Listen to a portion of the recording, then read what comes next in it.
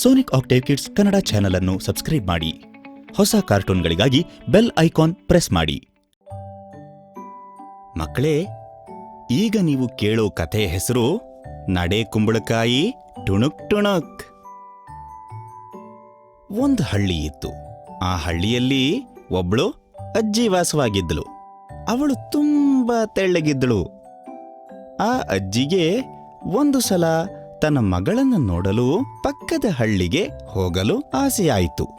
ಅಜ್ಜಿಯು ನಿಧಾನವಾಗಿ ತನ್ನ ಮಗಳ ಹಳ್ಳಿಗೆ ಹೋಗುವ ದಾರಿಯಲ್ಲಿ ನಡೆಯುತ್ತಾ ಹೋಗುತ್ತಿದ್ದಳು. ಆ ದಾರಿಯು ದಟ್ಟವಾದ ಕಾಡಿನೊಳಗಿಂದ ಹೋಗುತ್ತದೆ. ಅಜ್ಜಿಯು ಆ ದಾರಿಯಲ್ಲಿ ಒಂದು ಕರಡಿಯನ್ನು ನೋಡುತ್ತಾಳೆ. ಕರಡಿ, ಓ ಅಜ್ಜಿಯೇ, ನೀನು ಎಲ್ಲಿಗೆ ಹೋಗುತ್ತಿದ್ದೀಯೋ? ಅದಕ್ಕೆ ಅಜ್ಜಿ ಹೇಳಿದಳು, ಕರಡಿ, ನನ್ನನ್ನು ತಿನ್ನಬೇಡ. ನನ್ನನ್ನು ಈಗ ತಿಂದರೆ ನಿನಗೇನು ಸಿಗುವುದಿಲ್ಲ. ನಾನು ನನ್ನ ಮಗಳ ಮನೆಗೆ ಹೋಗಿ ತುಪ್ಪ ರೊಟ್ಟಿ ತಿಂತೀನಿ, ದಪ್ಪ ಆಗ್ತೀನಿ. ಆಗ ನೀನು ನನ್ನನ್ನು ತಿನ್ನು. ಇದನ್ನ ಕೇಳಿದ ಕರಡಿಗೆ ಸರಿ ಎನಿಸಿ ಅಜ್ಜಿಗೆ ದಾರಿ ಮಾಡಿಕೊಟ್ಟಿತು. ಈಗ ಅಜ್ಜಿಯು ಮುಂದೆ ನಡೆದು ಹೋಗುತ್ತಿರುವಾಗ ಒಂದು ಹುಲಿ ಸಿಕ್ಕಿತು. ಓ ಅಜ್ಜಿ, ಎಲ್ಲಿ ಹೋಗುತ್ತಿದ್ದೀಯೋ? ನಾನು ನಿನ್ನನ್ನು ತಿನ್ನುತ್ತೇನೆ. ಹುಲಿಯಣ್ಣ, ನನ್ನನ್ನು ತಿನ್ನಬೇಡ. ನಾನು ನನ್ನ ಮಗಳ ಮನೆಗೆ ಹೋಗ್ತೀನಿ, ರೊಟ್ಟಿ ತುಪ್ಪ ತಿಂತೀನಿ, ದಪ್ಪ ಆಗ್ತೀನಿ. ಆವಾಗ ನನ್ನನ್ನು ತಿನ್ನು.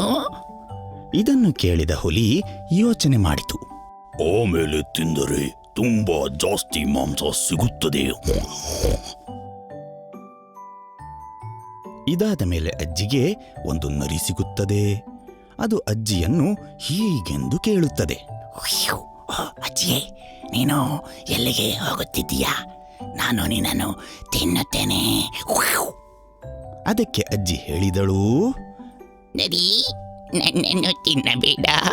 ಈಗ ನನ್ನನ್ನು ತಿಂದರೆ ಏನೂ ಸಿಗುವುದಿಲ್ಲ. ಮಗಳ ಮನೆಗೆ ಹೋಗ್ತೀನಿ, ರೊಟ್ಟಿ ಬನ್ನಿ ತಿಂತೀನಿ. ಆಗ ತಿಂತೀಯಾ?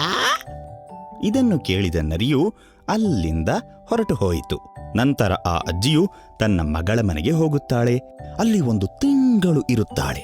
ಅಲ್ಲಿ ಚೆನ್ನಾಗಿ ಊಟವನ್ನೆಲ್ಲ ತಿಂದು ನಿಜವಾಗಿಯೂ ಸ್ವಲ್ಪ ದಪ್ಪವೂ ಆಗುತ್ತಾಳೆ. ಇವಾಗ ಅಜ್ಜಿಗೆ ಅಲ್ಲಿಂದ ಹೊರಡುವ ಸಮಯ ಬಂದಿತು. ಆಗ ಅವಳ ಮಗಳಿಗೆ ಹೇಳಿದಳು, ನನ್ನ ಮಗಳೇ, ಆ ಕಾಡಿನಲ್ಲಿ ನಾ ಹೋದರೆ ತುಂಬಾ ಪ್ರಾಣಿಗಳು ನನ್ನನ್ನು ತಿನ್ನುತ್ತವೆ. ಅವಳ ಮಗಳು ಸ್ವಲ್ಪ ಯೋಚನೆ ಮಾಡಿದಾಗ ಅವಳಿಗೆ ಒಂದು ಉಪಾಯ ಹೊಳೆಯುತ್ತದೆ. ಒಂದು ದೊಡ್ಡ ಕುಂಬಳಕಾಯಿಯನ್ನು ತೆಗೆದುಕೊಂಡು ಬಂದು ಅದರ ಒಳಗಿನ ತಿರುಳನ್ನೆಲ್ಲ ತೆಗೆಯುತ್ತಾಳೆ. ಅನಂತರ ಅಮ್ಮನಿಗೆ ಹೀಗೆಂದು ಹೇಳುತ್ತಾಳೆ, ಅಮ್ಮ, ನೀನು ಈ ಕುಂಬಳಕಾಯಿಯಲ್ಲಿ ಕುಳಿತು ನಿಧಾನವಾಗಿ ಆ ಕಾಡಿನಲ್ಲಿ ಹೋಗು. ಯಾರಾದರೂ ಕೇಳಿದರೆ ನೀನು ಈ ಮಂತ್ರವನ್ನು ಹೇಳು. ಅಜ್ಜಿ ಅಜ್ಜಿ, ನಂಗೆ ಗೊತ್ತಿಲ್ಲ, ನಡೆ ಕುಂಬಳಕಾಯಿ ಟುಣುಕ್ ಟುಣುಕ್. ಅಜ್ಜಿಯು ಆ ಮಂತ್ರವನ್ನು ಒಂದು ಸಲ ಹೇಳಿ ನೋಡುತ್ತಾಳೆ. ಅಜ್ಜಿ ಅಜ್ಜಿ, ನಂಗೆ ಗೊತ್ತಿಲ್ಲ, ನಡೆ ನನ್ನ ಕುಂಬಳಕಾಯಿ ಟುಣುಕ್ ಟುಣುಕ್. ಅಜ್ಜಿಯು ಆ ಕಾಡಿನಲ್ಲಿ ಬರುತ್ತಿದ್ದಾಗ ನರಿಯು ಎದುರಿಗೆ ಬರುತ್ತದೆ.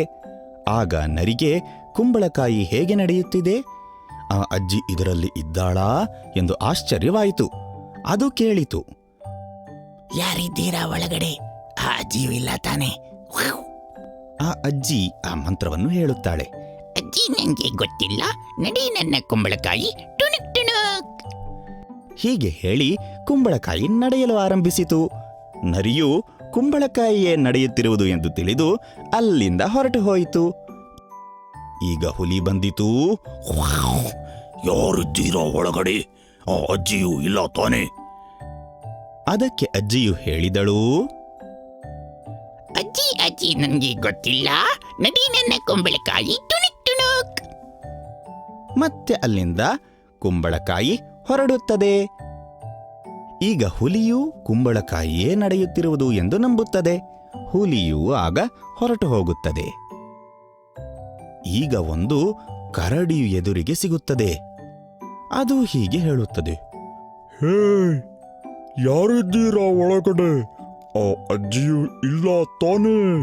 ಅಜ್ಜಿಯು ಆ ಮಂತ್ರವನ್ನು ಹೇಳುತ್ತಾಳೆ. ಅಜ್ಜಿ ಅಜ್ಜಿ, ನಂಗೆ ಗೊತ್ತಿಲ್ಲ, ನಡಿ ನನ್ನ ಕುಂಬಳಕಾಯಿ ಟುಣುಕ್ ಟುಣುಕ್. ಮತ್ತೆ ಅಲ್ಲಿಂದ ಕುಂಬಳಕಾಯಿ ಹೊರಡುತ್ತದೆ. ಈಗ ಕರಡಿಯೂ ಕುಂಬಳಕಾಯಿಯೇ ನಡೆಯುತ್ತಿರುವುದು ಎಂದು ನಂಬಿಯೇ ಬಿಡುತ್ತದೆ. ಕರಡಿಯು ಅಲ್ಲಿಂದ ಹೊರಟು ಹೋಗುತ್ತದೆ. ಇದರಿಂದ ಅಜ್ಜಿಗೆ ಕಾಡಿನಲ್ಲಿ ಏನೂ ಆಗುವುದಿಲ್ಲ. ಹೀಗೆ ಅಜ್ಜಿಯು ತನ್ನ ಊರನ್ನು ಸುರಕ್ಷಿತವಾಗಿ ಸೇರುತ್ತಾಳೆ. ಅವಳ ಮಗಳು ಮಾಡಿದ ಉಪಾಯವೂ ಸಫಲವಾಗುತ್ತದೆ. ಮಕ್ಕಳೇ, ಈಗ ನಾವು ಆ ಮಂತ್ರವನ್ನು ಹೇಳೋಣವೇ? ಅಜ್ಜಿ ಅಜ್ಜಿ ನನಗೆ ಗೊತ್ತಿಲ್ಲ, ನಡೆ ನನ್ನ ಕುಂಬಳಕಾಯಿ ಟುಣುಕ್ ಟುಣುಕ್.